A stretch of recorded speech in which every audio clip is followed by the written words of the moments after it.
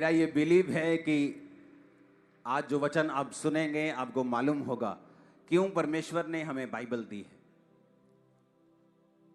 Bible की जो घटनाएं हैं 2000 साल पुरानी, 5000 साल पुरानी, क्यों उसे आज हम पढ़ें।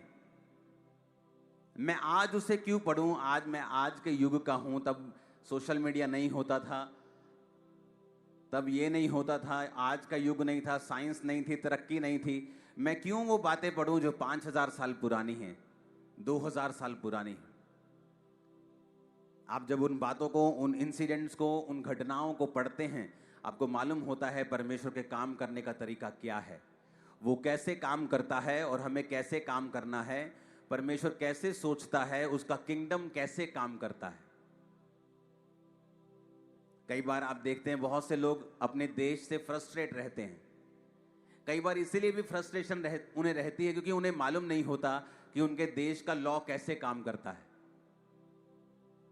और वो अपनी लाइफ में फ्रस्ट्रेट रहते हैं, लेकिन उन्हें यह नहीं मालूम कि अगर उनको लॉ की अच्छी नॉलेज हो जाएगी तो वो उस चीज से ओवरकम कर सकते हैं और अपनी लाइफ अच्छी तरह से जी सकते हैं।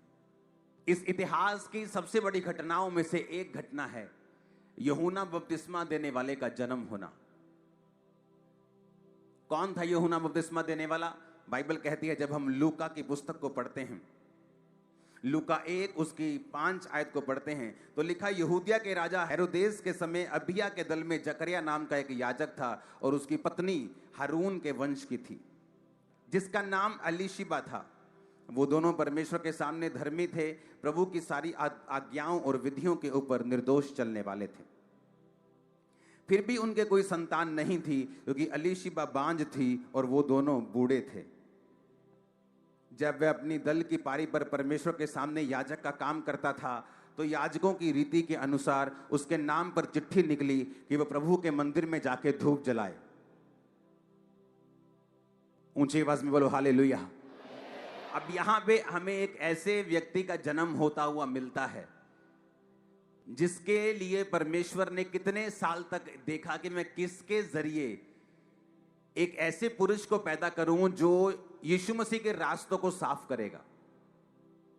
यूहन्ना की जो फर्स्ट बुलाहट थी, जो पहली बुलाहट और एकमात्र और सबसे बड़ी बुलाहट उसकी थी, वो ये थी कि लोगों को क्राइस्ट के बारे में अवेयर करना, यीशु मसीह के बारे में बताना कि वो देखो परमेश्वर का मेमना, ये देखो परमेश्वर, मेरे बाद जो आने वाला है मैं उसकी जूती के तस्मे खोलने के योग्य नहीं हूं।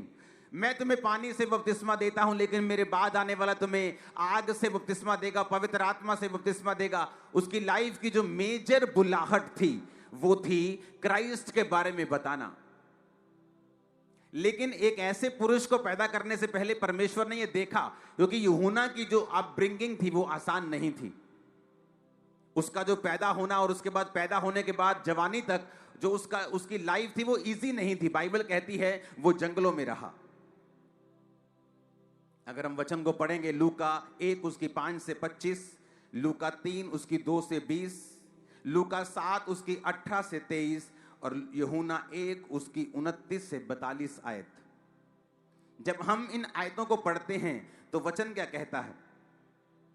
वचन कहता है कि ये व्यक्ति टिड्डियां खाकर, टिड्डियां यानी कि एक फल होता था, एक हरी फली होती जिसे टिड्डी भी बोलते थे, और दाख मधु यानी शहद खाता था। वो दाख मधु नहीं, शहद और टिड्डियां खाता था और जंगलों में रहता था। ऊंट के रोम का वस्त्र पहनता था। जंगली आदमी कहां रहता था? जंगल में। क्यों जंगल में रहता था? उसकी बुलाहट थी। परमेश्वर ने इस तरह से उसे तैयार किया ताकि जब वो जवान हो, डिस्ट्रैक्ट ना हो, अपनी बुलाहट के ऊपर पूरी तरह से कंसंट्रेशन रख सके, तैयार होकर काम कर सके परमेश्वर का। क्योंकि इसे एक बड़ा काम दिया गया है, जीसस के बारे में बताना, क्राइस्ट के बारे में बताना, उसके रास्तों को साफ करना। सब बोलो हालेलुया। तो एक ऐसा जोड़ा चुना गया जो आत्मा में था,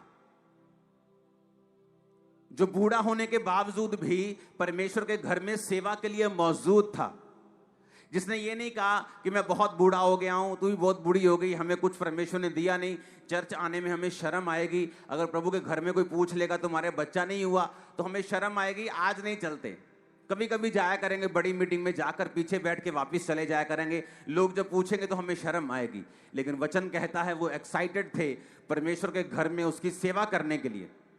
और इसलिए जब चिट्ठी निकली कि आज कौन परमेश्वर के घर में जाकर अंदर जाकर सारे रीति रिवाज करेगा, तो वो चिट्ठी उसके हस्बैंड के नाम की निकली। अलीशिबा का हस्बैंड अंदर गया और वचन कहता है कि उसे स्वर्गदूत दिखाई दिया और उसने कहा अब तेरे बेटा पैदा होगा। अब मेरी बात को ध्यान से समझना, अभी मैसेज तक मैं पहुंचा नहीं हूं। जब वो बड़ा हुआ तो जंगलों में रहा, क्योंकि परमेश्वर को एक ऐसे व्यक्ति की तलाश थी जो अपने जीवन का बलिदान दे सके।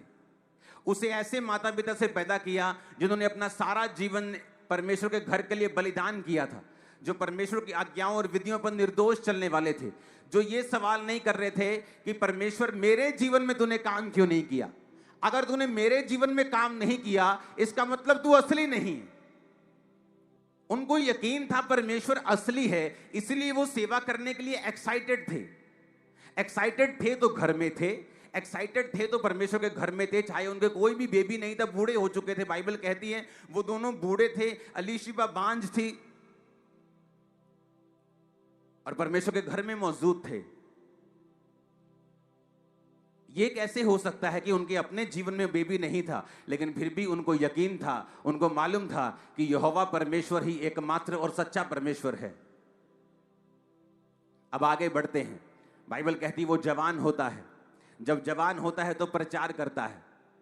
जब प्रचार करता है, परमेश्वर के बारे में बताता है, सब इजराइलियों को पानी का बपतिस्मा देता है, उसे यीशु मसीह के बारे में बताता है और उस यीशु मसीह के बारे में प्रचार करता है। क्या प्रचार करता है यीशु के बारे में?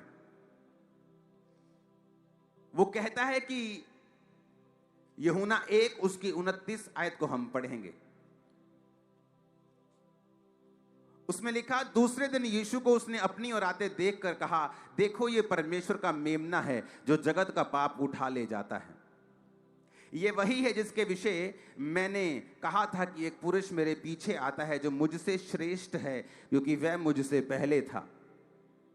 अब यूहन्ना बपतिस्मा देने वाला जब यीशु मसीह को अपनी ओर आते हुए देखता है तो क्या कहता है कि देखो ये परमेश्वर का मेमना है जो जगत के पाप को उठा के लेके जाता है।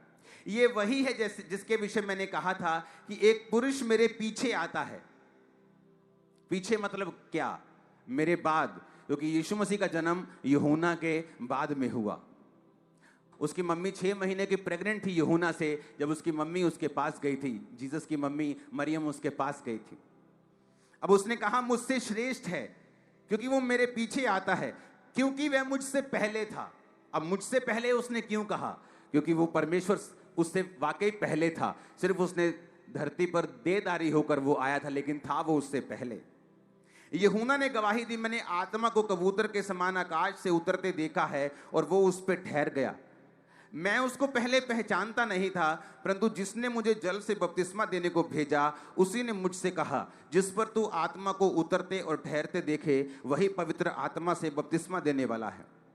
यूहन्ना ने कहा मैं पहचानता तो नहीं था, मुझे नहीं मालूम था, लेकिन जिसने मुझे इस बुलाहट में बुलाया है उसने मुझे कहा, जिस पर तू पवित्र आत्मा को उतरता और ठहरता देखेगा वही मसीह होगा। और क्या हुआ? जब यीशु मसीह बपतिस्मा ले रहे थे, यूहन्ना से, तो पवित्र आत्मा उस पे उतरा और ठहरा। कितनों को याद है ये बात? तो यूहन्ना ने पहचान लिया कि यही प्रभु यीशु मसीह है जिस पर आत्मा उतरा और ठहर गया। अब यूहन्ना को मालूम हो गया। इमेजिन करो, एक योजना कब से शुरू हुई? जकरिया और अलीशिबा से, जब वो जवान थे, बेबी नहीं हुआ और वो वफादार थे और परमेश्वर उनको देख रहा था। आपको क्या लगता है, ये पहले से डिसाइड होता है कि किसके द्वारा कौन सा बेबी जन्म लेगा, किसके साथ किसकी शादी होगी? नहीं, ये पहले से डिसाइड नहीं होता। आपकी लाइफ, आपका कैरेक्टर इस धरती के ऊपर डिसाइड करता है कि परमेश्वर आपको कैसे व्यक्ति आपकी लाइफ के अंदर देगा।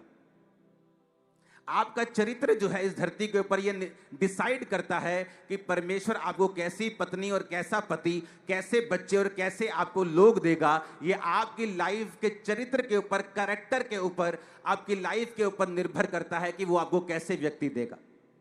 अब परमेश्वर को एक ऐसी कुंवारी चाहिए जो सचमुच की कुंवारी है। आज शादी नहीं हुई तो कुंवारी है, क्या वो सचमुच में कुंवारी है? अब मरियम बाइबल में क्या कहती है, जब उसको यीशु मसीह उसके द्वारा जन्म लेते हैं तो वो क्या कहती है? कहती परमेश्वर ने मेरी दीनता के ऊपर दृष्टि की है, उसने मेरी दीनता के ऊपर दृष्टि, यानी वो गवाही देती है कि मैं दीन थी, मैं नम्र थी, मैं पवित्र थी, मैं कुंवारी थी, इसलिए परमेश्वर ने मुझ पे दृष्टि की है। अब परमेश्वर एक ऐसे जोड़े को ढूंढ रहा था जिसको मैं अगर यूहन्ना जैसा एक बेटा दूं, एक भविष्यद्वक्ता दूं जो यीशु मसीह को बपतिस्मा देगा, तो क्या ये इतने धर्मी हैं कि उस धर्मीपन से ही ये उसको पाल सकेंगे कि जब ये जंगलों में रहेगा ये उसको कॉल नहीं करेंगे, बुलाएंगे नहीं, टॉर्चर नहीं करेंगे और परमेश्वर के कामों के लिए उसे इस्तेमाल होने देंगे? तो परमेश्वर ने इंतजार किया वो कौन है, और परमेश्वर ने एक ऐसा जोड़ा देखा जो धर्मी था, जो बच्चा ना होने के बावजूद भी चर्च में था। किन किन लोग जीवन में बड़ी बड़ी गवाहियां हैं? वो लोग जो समय आने पर, कितना समय होने पर भी गवाही नहीं पा पाते। मेरी लाइफ में मैंने 10 साल परमेश्वर का प्रीच किया है, हील किया है, लंगड़ों को चलाया है बिना चंगियाई के। और लोग बोलते थे ना ये चंगियाई वाली हीलिंग मिनिस्ट्री है, और मैं सोचता था कि आप उस हीलिंग मिनिस्ट्री की बात कर रहे हो जिसका पास्टर खुद हील नहीं है अभी। लेकिन एक समय आया जब परमेश्वर ने हील किया और पूरा किया, फिर 100%। सुनो मेरी बात, अब परमेश्वर देख रहा था कौन सा ऐसा जोड़ा है जिसको मैं इतना प्रेशियस चाइल्ड दे सकूं, जो उसकी परवरिश कर सके इस तरह से जैसी चाहिए होनी चाहिए। क्योंकि एक ऐसा व्यक्ति जब कॉल करता है, ये ग्रेस होती है। आज कितने 5 स्टार ऐसे हॉल हैं, आप चले जाएं अगर दुनिया में, अगर आप चले जाएं यूरोप में, अगर आप चले जाएं अमेरिका, 5 स्टार हॉल्स बने, पूरा हॉल बना है, पीछे कैंटीन्स बनी है, चर्चें फिर भी खाली हैं। क्यों? उन्हें ये नहीं मालूम आपकी अपब्रिंगिंग कैसी होनी चाहिए। अगर आपको लोग चाहिए, अगर आपको आत्मा की बेदारी चाहिए, क्या है ऐसा खास कि लोग यूहन्ना के पास आते थे जबकि वो बोलता था हे सांप के बच्चों, लेकिन फिर भी वो उसके पास आते थे। वो जंगलों में होता था, भीड़ों की भीड़ उसके पास जाती थी। ऐसा क्या है? क्योंकि वो ग्रेस उसके ऊपर थी, क्योंकि उस ग्रेस को उसने परमेश्वर से पाया, अनुग्रह को पाया।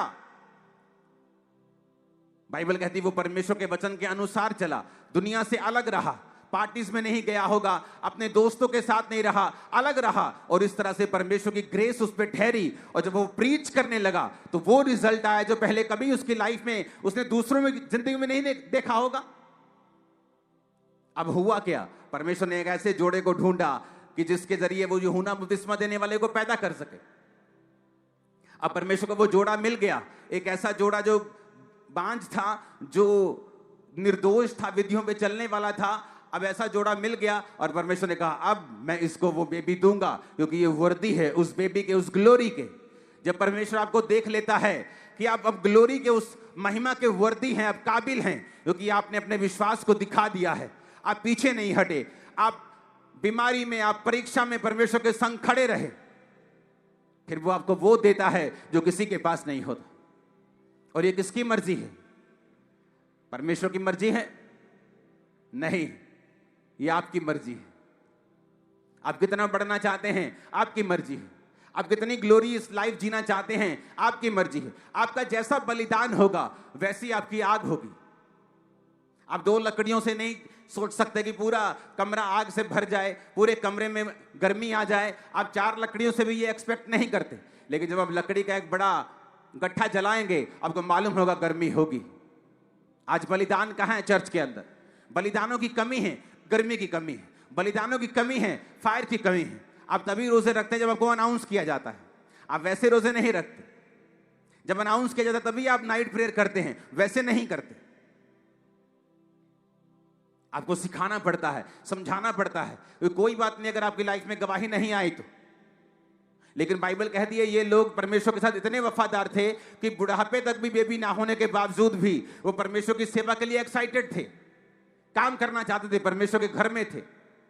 अब आगे क्या हुआ? अब आगे क्या हुआ सुनेंगे। यूहन्ना दूसरे दिन लिखा, यूहन्ना और उसके चेलों में 2 जन खड़े हुए थे और यीशु जा रहा था। जब वो यीशु को देख रहे थे तो यूहन्ना ने यीशु की ओर दृष्टि करके कहा, देखो ये परमेश्वर का मेमना है।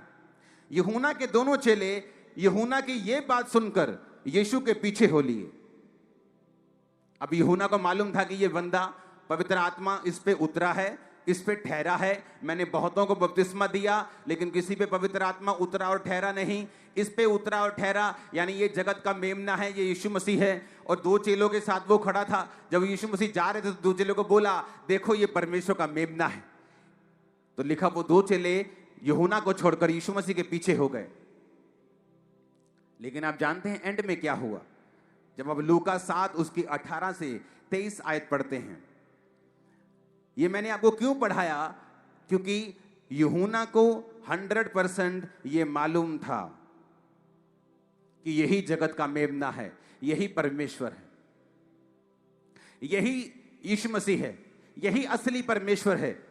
क्योंकि उसने परमेश्वर से भी निशानियों को देखा, पवित्र आत्मा उतरा और ठहरा, सब कुछ उसने देख लिया और कहा यह जगत का मेमना है, उसे पूरा मालूम हो गया। लेकिन अब आता है ट्विस्ट कहानी में। आप जब चर्च में आते हैं आपको सब कुछ मालूम हो जाता है, आप वचन पढ़ते हैं, आपको मालूम होता है कि नहीं, यीशु मसीह वाकई जीवित परमेश्वर है, इसके जैसा और कोई परमेश्वर नहीं है।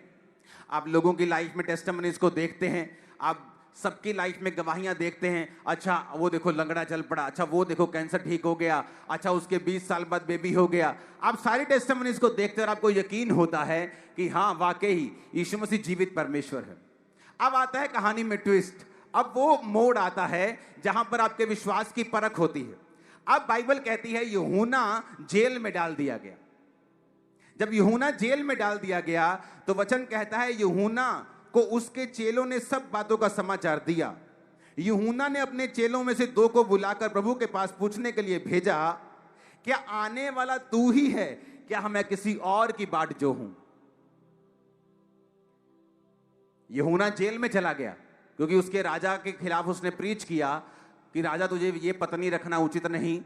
तो वो राजा गुस्सा कर गया और उसने यूहन्ना को जेल में डाल दिया। जब जेल में डाल दिया तो यूहन्ना ने क्या अपने चेलों को भेजा पूछने के लिए, कहता क्या तू ही है आने वाला मसीही या मैं किसी और का इंतजार करूं? इमेजिन करो, जिस बंदे की लाइफ पैदा ही इस बात के लिए हुई थी कि वो यीशु मसीह के बारे में लोगों को बता सके, ये उसकी लाइफ के जीने का, पैदा होने का मकसद था। ये मकसद था कि उसके माता और पिता सारी उम्र बांझ रहे, लोगों की बातें सुनी, क्योंकि परमेश्वर एक ऐसे बच्चे को भेजना चाहता था जो जीसस को बैप्टाइज देगा, जीसस का एक तरह से धार्मिकता की गुरु होने की, मेंटर होने की पूरी करेगा और लोगों को बताएगा कि जगत का मेमना, परमेश्वर का मेमना यही है। यह प्रभु का मेमना जो जगत के लिए मार दिया जाएगा, वो यूहन्ना जो सारी अपनी उम्र जंगल में रहता है तैयारी के लिए कि जब वो बुलाया जाए प्रचार करने के लिए उसके लाइफ वर्दी हो और वो परमेश्वर के नाम में उसका प्रचार कर सके, वही यूहन्ना कहता है क्या तू ही है मसीही या मैं किसी और का इंतजार करूं? क्योंकि सब धर्मी हैं, हम सब धर्मी हैं, वाह वाह वाले धर्मी, प्रीचिंग वाले धर्मी, ये बोने वाले धर्मी, ये सब प्रार्थना करने वाले, उपवास करने वाले धर्मी, बशर्ते हमारी अपनी लाइफ में कोई परीक्षा ना आए। क्योंकि जब अपनी लाइफ में परीक्षा आई, सारे साइन दिखते थे, अच्छा आत्मा उतरा और ठहरा, यही जगत का परमेश्वर का मेमना है जो जगत के लिए उठा लिया जाएगा। अच्छा वो भी निशानी मालूम है, माता पिता सारी उम्र बांझ रहते हैं विधियों पर निर्दोष चलने के बावजूद भी, क्योंकि मैं पैदा हो सकूं। उसकी लाइफ इस तरह से परमेश्वर चलाता है कि वो जंगलों में रहता है, टिड्डियां और शहद खाता है। ये भी मालूम है, जब आया तो ये भी मालूम है कि ये मसीह है, बपतिस्मा दिया, पवित्र आत्मा को उतरते ठहरते देखा, लेकिन जब अपनी लाइफ में परीक्षा आई कहता क्या तू ही है? अरे भाई, जिसके लिए तू पैदा हुआ, जिसके लिए तेरे माता पिता बांझ रहे सारी उम्र, जिस काम के लिए तू आया है धरती के ऊपर, जिस निशानियों को प्रभु ने तुझे दिखाया है, अब ऐसा क्या हो गया कि अब तू ही पूछता है कि तू ही मसीह है या मैं किसी और का इंतजार करूं? ऐसा ही होता है, ऐसा ही होता है विश्वासियों के साथ। जब तक तो अपने आसपास वो गवाहियों को देखते हैं, वाह वाह वाह बेबी हो गया, ओ वाह वाह वाह कैंसर ठीक हो गया, ओ बल्ले बल्ले बल्ले बल्ले बल्ले, इतने लोग आ गए, तब तक तो सब ठीक रहता है, जब तक फाइनेंशियली ब्लेसिंग आ रही है। लेकिन जैसे ही कोई परीक्षा आती है, क्योंकि यूहन्ना कह सोच रहा था कि अगर तू परमेश्वर है, तू जानता है कि मैंने तुझे बपतिस्मा दिया है, अब तू मुझे जेल से छुड़ाता क्यों नहीं? ऐसे लोग बोलते हैं, ये बीमारी तू मुझे हील क्यों नहीं करता, ये वीजा मेरा क्यों नहीं आता, ये ये वाला बच्चा क्यों नहीं तू सुधारता परमेश्वर? क्योंकि आपको लगता है कि परमेश्वर आपके हिसाब से जवाब देगा, क्योंकि आपने परमेश्वर को मानकर उसको खरीद लिया है, आपने एहसान कर दिया है स्वर्ग के ऊपर कि उसको आपकी बात सुननी पड़ेगी और माननी पड़ेगी।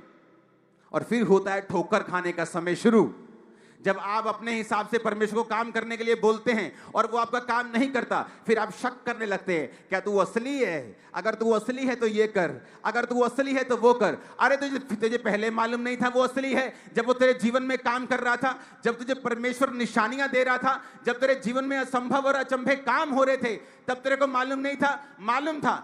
अब तेरे मन मुताबिक परमेश्वर एक काम नहीं कर रहा, अब तू परमेश्वर की योग्यता के ऊपर सवाल उठा रहा है। जैसे बहुत से विश्वासी करते हैं, उनकी लाइफ में परमेश्वर ऐसा काम करता है जो उनको मालूम है दुनिया का कोई बाबा नहीं कर सकता, कोई दुनिया की ताकत नहीं कर सकती। उनकी लाइफ में ऐसा काम हुआ है। किनकी लाइफ में? हर एक विश्वासी की लाइफ में ऐसा काम होता है, जब परमेश्वर ने दिखाता है चिन्ह के जरिए कि तेरी लाइफ में मैं जिंदा हूं, देख मैंने ये काम किया है, जैसा कोई नहीं कर सकता। फिर दूसरों के जरिए जब आप दूसरों की लाइफ में बड़े बड़े काम होते हुए देखते हैं, आपको मालूम होता है यार वाकई ये परमेश्वर है। लेकिन तब क्या हो जाता है, जब आपकी लाइफ में एक ऐसी परीक्षा आती है कि परमेश्वर किसी कारणवश चाहता है कि ये परीक्षा में आप थोड़ी देर रहें, इस दुख में आप थोड़ी देर रहें, लेकिन तब आप परमेश्वर के ऊपर सवाल करने लगते हैं कि ये क्या तू जीवित है, क्या तू असली है, क्या तू फलाना है, क्या तू ढमकाना है। तब शुरू होता है ठोकर खाने का समय, क्योंकि परमेश्वर आपके तानों से काम नहीं करता। जब परमेश्वर को यूहन्ना के चेलों ने आगे कहा कि हमें यूहन्ना ने भेजा है प्रभु जी, और उसने ये संदेश भेजा है कि तू ही मसीह है कि हम किसी और का इंतजार करें। परमेश्वर कहते हुए गाल सुनो इधर आओ। और बाइबल कहती परमेश्वर ने अंधों को चंगा किया, लंगड़ों को चलाया, कोड़ियों को शुद्ध किया, सब बीमारों को चंगा करके परमेश्वर ने कहा जाओ जो तुमने आंखों से देखा है यूहन्ना से कह दो, और यह भी कह दो धन्य है वो जो मेरे कारण ठोकर ना खाएगा, धन्य है वो। यीशु ने कहा मैं तेरा नौकर नहीं हूं कि तेरे ताने से मैं कहूंगा और भागा भागा आऊंगा। यूहन्ना अल्लाह भर चाबी जेल दी। परमेश्वर ने कहा जो कुछ तूने देखा है ना, 22 आयत में लिखा, यीशु ने कहा जो तुमने देखा और सुना है जाकर यूहन्ना से कह दो। अंधे देखते हैं, लंगड़े चलते फिरते हैं, कोढ़ी शुद्ध किए जाते हैं, बहरे सुनते हैं, मुर्दे जिलाए जाते हैं, और कंगालों को सुसमाचार सुनाया जाता है, और धन्य है वो जो मेरे विषय में ठोकर ना खाए। कहता जो तूने देखा है ना, अब जाके बोल दो और कह दो उससे, और जाके बता दो। लेकिन यीशु मसीह उसे छुड़ाने के लिए फिर नहीं गए। और राजा की बेटी डांस कर रही है, राजा का जन्मदिन आया, ले ले ले ले ले ले ले डांस हो रहा है उधर। हाँ देखो, एक पापी बंदे को पता है कि अपने बॉस को खुश कैसे करना है, और एक आत्मा से भरा हुआ बंदा परमेश्वर को ताने दे जा रहा है, और एक पापी आदमी को मालूम है अपने बाप को खुश कैसे करना है। और राजा महाराजा डांस बड़ा देखते थे, मुद्रा देखते थे। वो डांस कर रही है, खुश हो गई। क्या चाहिए बेटा तुझे?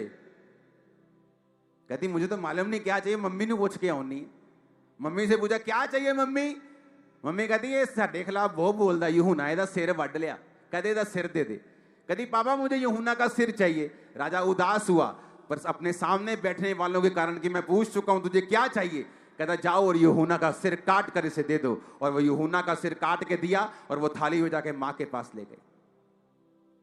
एक धर्मी का अंत, एक पापी को पता है अपने बॉस को खुश कैसे करना है, चाहे राजा अच्छा हो बुरा हो, लेकिन फिर भी राजा के सामने स्माइल के साथ जा रही, डांस कर रही है। और एक धर्मी को पता है कि मेरा परमेश्वर सबसे भला है, करुणा से भरा हुआ है, मेरा मालिक है, मुझे छुड़ाने वाला है, तो भी अपना मुंह ऐसे मुरझाया हुआ, जैसे 15 दिन पुराना बैंगन निकालो ना किसी नुक्कर से, जैसे वो मुरझाया होता है, ऐसे मुरझाए मुंह लेके हम परमेश्वर के पास जाते हैं और साथ में ताने मारते हैं। और तू ही है, ये तू ही जीवित है, तो ये क्यों नहीं करता? तेनू देखदा नहीं परमेश्वर? तेनू ये नहीं देखदा? जिन्हें तेनू अखा दित्तियां उन्होंने देखदा ही है काका। जिसने तुझे आंखें दी उसे दिख रहा है, उसे सब पता है, उसे नॉलेज है। तुम्हारी तरह अगर अलीशिबा और जक्कर ने भी ताने मारे होते तो उनको परमेश्वर इतना अच्छा बेबी ना देता। आज प्रॉब्लम यहां शुरू होती है जब हम अपनी लाइफ के आसपास प्रभु के काम देखते हैं, बहुत सी निशानियां अपनी लाइफ में भी देखते हैं, लेकिन जब हम किसी परीक्षा में फंसते हैं, किसी सवाल में फंसते हैं, तो परमेश्वर की ओर उंगलियां उठाने लग जाते हैं। जिसका जन्म ही ये बात के लिए हुआ है, अपने 2 चेलों को बोलता ये परमेश्वर का मेमना है, और वो बाइबल कहती है उसको छोड़ के उसके पीछे हो लिए, क्योंकि उसे मालूम था कि वो अपनी मिनिस्ट्री के लिए पैदा नहीं हुआ, वो सारा कुछ जीसस को पॉइंट करने के लिए पैदा हुआ है। आत्मा उतरा और ठहरा, उसे मालूम था ये जीसस है, ये यीशु है, ये जगत परमेश्वर का मेमना है, जगत के पापों को उठाने वाला। और फिर भी जेल से सड़ा बुझा हुआ कहता है कि क्या तू ही मसीह है कि मैं किसी और का इंतजार करूं? क्या आपकी लाइफ में ऐसे चिन्ह नहीं है जिसके बारे में आपको मालूम होता है कि यीशु मसीह वाकई जीवित है? क्या आप अपने आसपास इतनी गवाहियां नहीं देखते हैं कि आपको मालूम होता है वाकई यीशु मसीह जीवित है? फिर सवाल जवाब क्यों? कितने मेरी बातों को समझ रहे हैं? ऐसे विश्वासी बनो जो पौलुस और सिलास की तरह जेल से आराधना कर सके। और वचन क्या कहता है? जेल से आराधना कर रहे थे, परमेश्वर ने उस जेल की नींव हिला दी थी, जेल से आजाद कर दिया था। कंप्लेंट नहीं कर रहे थे परमेश्वर को कि तू है तो अब आजा छुड़ा दे। पतरस को परमेश्वर ने दूत भेज कर छुड़ा दिया। जो परमेश्वर पतरस को छुड़ा सकता है, पौलुस सिलास को छुड़ा सकता है, जो ये भी कहता है कि मैं किसी का पक्षपात नहीं करता, क्या वो यूहन्ना को नहीं छुड़ा सकता था? शब्द, विश्वास के कर्म, आपकी परीक्षा के समय आपकी हैंडलिंग कैसी है परमेश्वर के सामने, ये बहुत फर्क पड़ेगा आपकी लाइफ कैसे चलेगी आगे। हालेलुया! ऊंची आवाज में हालेलुया का नारा मारो जरा। अब हैरान नहीं होते कि शैतान जिस तरह से यूहन्ना को परख रहा था, कि तरह जन्म ही यीशु मसीह के बारे में बता, तू स्पेशलिस्ट है, स्पेशलिस्ट जीसस के बारे में बताने में तू एक ही है दुनिया पूरी में। और वही बंदा कह रहा है कि क्या तू ही है? वो ताना मार रहा था परमेश्वर को। अब आपकी लाइफ में परीक्षा है तो इसका मतलब ये नहीं है कि परमेश्वर भला नहीं है। आपकी लाइफ में कुछ ऐसा हो रहा है जो मन भाव नहीं है, जो कड़वा है, तो इसका मतलब ये नहीं है कि परमेश्वर मीठा नहीं है। आपकी लाइफ में वो नहीं हो रहा जो आपका फेवरेट है, तो इसका मतलब ये नहीं है कि परमेश्वर भला नहीं है। आप बदल सकते हैं अपने कड़वेपन को मीठे में, उसकी आराधना करके, उसके नाम को ऊंचा करके, परीक्षाओं में परमेश्वर का थैंक्स करके, अपने बलिदानों के साथ। आमीन। आपकी लाइफ को मैं मीठा होता हुआ, आगे बढ़ता हुआ, ब्लेस होता हुआ देख रहा हूं। आमीन। ऊंचा चाहिए चर्च। हालेलुया! ऊंची आवाज में हालेलुया बोलो जरा। कितने इस वचन को समझ चुके हैं कि अगर आपकी लाइफ में कुछ नहीं हो रहा है अभी, कोई ऐसी घटना, कोई ऐसी गवाही, इसका मतलब ये नहीं है कि परमेश्वर दूसरों की लाइफ में काम नहीं कर रहा है। इसका मतलब ये नहीं है कि हम परमेश्वर के ऊपर सवाल उठाएं, क्योंकि वचन कहता है वो विश्वास से प्रसन्न होता है। मैंने एक बार नहीं देखा जब परमेश्वर जा रहे हो और कोई परमेश्वर को कह रहा हो, जे तू जीवंदा है ते आके मैनू चंगा करके दिखा, अगर तू जीवित है तो मुझे ठीक करके दिखा, मैं मान जाऊंगा। मैंने एक बार भी नहीं देखा कि यीशु मसीह रुके और अपने आप को साबित किया हो। लेकिन हां, जब लोगों ने पुकारा है, हे दाऊद की संतान मुझ पे दया कर, जब उस औरत ने कहा कुत्ते भी वही चूर चार खाते हैं, जब उन्होंने परमेश्वर को विश्वास से प्रसन्न किया है, इसलिए बाइबल कहती है तेरे विश्वास ने तुझे चंगा किया, ना कि तेरे तानों और मेनों और अविश्वास ने। ताने और मेने देने से कुछ बदलेगा नहीं। मेरा एक्सपीरियंस है लाइफ का। आपकी लाइफ में कोई गवाही पैदा नहीं होगी, जो है वैसा ही रहेगा। जैसी मेंटल लाइफ है, जैसे मन के सवाल हैं, वैसे ही रहेंगे। ताने और मेने देने से कुछ बदलेगा नहीं, सब चीजें सेम सी रहेंगी, सिर्फ आपके मन का पीस ही है जो खत्म हो जाएगा। इसलिए बाइबल कहती है परमेश्वर के फाटकों से धन्यवाद करते हुए प्रवेश करो, स्तुति गाते उसके आंगनों में प्रवेश करो, थैंक्स गिविंग देते हुए उसकी हुजूरी में जाओ। तुम्हें सवाल करने की जरूरत नहीं है, क्योंकि तुम्हारे सवालों से वो दुखी नहीं होने वाला है या मूव होने वाला नहीं, वो तुम्हारे विश्वास से मूव होगा, तुम्हारे बीज से, प्रार्थना से, विश्वास से, तुम्हारे अड़े और खड़े रहने से गवाही होगी, ना कि तुम्हारे सवालों और तानों और मेनों से। इमेजिन करो, यीशु मसीह जब बपतिस्मा ले रहे थे तो यूहन्ना ने कहा, पिता प्रभु मैं तुझसे बपतिस्मा लेना चाहता हूं, तू मुझसे बपतिस्मा क्यों ले रहा है? परमेश्वर कहता धार्मिकता को पूरा करना उचित है कि तू मेरा मेंटर है, मैं धार्मिकता को पूरा करूंगा। इमेजिन करो जीसस का एक ऐसा जन जो खास है, जब उसने ताने और मैंने दिए उसकी नहीं सुनी गई, तो तुम और मैं क्या हूं? कितने मेरी बात को समझ रहे हैं? और ये बहुत बड़ी मिस्टेक है जो पास्टर्स करते हैं, जो विश्वासी करते हैं। अपनी लाइफ में वो परमेश्वर के चिन्हों को देखते हैं, परमेश्वर को काम करता हुआ देखते हैं, लोगों की लाइफ में परमेश्वर के कामों को देखते हैं, और फिर एक दिन जब उनकी लाइफ परीक्षा में जाती है तो सवाल करने लगते हैं परमेश्वर से। और वही वो समय होता है जब परमेश्वर डिसाइड करता है कि तेरी जिंदगी में आगे लेके जाऊंगा या यहीं पे बस। जब आप मसीह में आए थे तो कैसे विश्वास के साथ हमने प्रभु को ग्रहण किया, कैसे विश्वास के साथ चले, लोगों से लड़े, परिवार से लड़े, अपने आप से लड़े, अभिलाषाओं से लड़े, शैतान से लड़े, और हमने पाया तो जो रूल लड़ाई का पहले था 20 साल बाद भी वही रूल है, 10 साल बाद भी वही रूल है, 5 साल बाद भी वही रूल है। आपको फिर विश्वास दिखाना है, फिर शैतान से लड़ना है, फिर अपने आप से लड़ना है, अपने अभिलाषाओं से लड़ना है, और परमेश्वर आपको वही विक्ट्री देगा जो उसने आपको पहले साल दी थी, वही जीत फिर देगा जो आपको दूसरे साल दी थी। वो बदला नहीं है, रूल बदले नहीं है। कितने मेरी बातों को समझ रहे हैं? अपने पड़ोसी को बोलो कुड़कुड़ाना नहीं है, सवाल नहीं करने हैं, बल्कि थैंक्स करना है, विश्वास दिखाना है, अड़े और खड़े रहना है, ताकि तुम गवाही के साथ वापस आ सको। आमीन। खड़कने वाला चाहिए चर्च।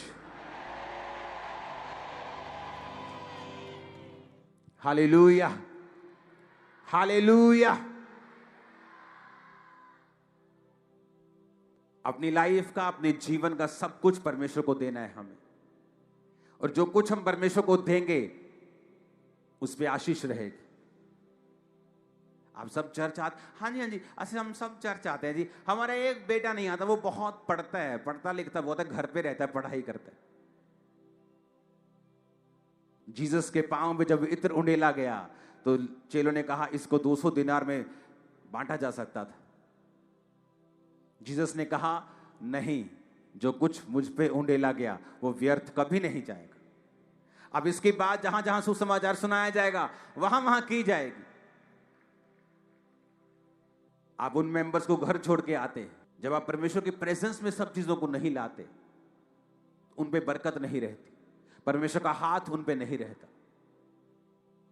हम अपनी लाइफ में कुछ भी करें, बड़े बिजनेस करें, बड़ी पढ़ाइयां करें, बड़ी सेवकाइयां करें, लेकिन परमेश्वर की हुजूरी में जब आने का समय हो, हमारा पूरा परिवार यहां होना चाहिए। अगर हमारी लाइफ धर्मी है और वचन पे खड़ी है, तो परमेश्वर ऐसी बहुत सी चीजें हैं जो आज लोगों की लाइफ में देखता है कि मैं किसको दूं। जब यूहन्ना और उसका बाप था जकरिया और उसकी पत्नी एलीशिबा जब धरती पे चल रहे थे, उनको मालूम नहीं था कि परमेश्वर क्या सोच रहा है, कि अब वो समय आ चुका जब जीसस जाएंगे, अब समय आ चुका है जब यूहन्ना जाएगा, उससे पहले तो वो उनको मालूम नहीं था। वो तो जस्ट परमेश्वर की आज्ञाओं को और विधियों पर निर्दोष चलने वाले थे। आप और आपका परिवार पूरी तरह से डेडिकेट होते हैं, आप परमेश्वर के भवन में, आप परमेश्वर के कामों के लिए पूरी तरह से डेडिकेट होते हैं, तो ऐसी बहुत सी चीजें हैं जो परमेश्वर आपकी लाइफ में आपको देना चाहता है। लेकिन लोगों को कभी मालूम नहीं हो सकता परमेश्वर के दिल में क्या है, लेकिन वो धरती पर जब देखता है और ऐसे सूटेबल आदमी और परिवारों को देखता है जिन्हें वो ग्लोरी और महिमा दे सके, वो देता है। आज भी उसकी योजनाएं खत्म नहीं हुई। उसकी योजना यूहन्ना देने की थी, आज उसकी योजनाएं अलग हैं और कोई चीजें देने की हैं। वो ग्लोरियस हैं, महिमा में हैं, सामर्थ्य हैं, बड़ी हैं, लेकिन वो आज भी सुटेबल मैन एंड वुमेन्स को ढूंढता है जिनकी लाइफ में वो दे सके सारी चीजों को। ऊंची आवाज में हालेलुया बोलो। परमेश्वर के वचनों को सुनने के लिए हमारे चैनल को सब्सक्राइब कीजिए और हमारी लेटेस्ट वीडियो सबसे पहले देखने के लिए बेल आइकन को प्रेस कीजिए।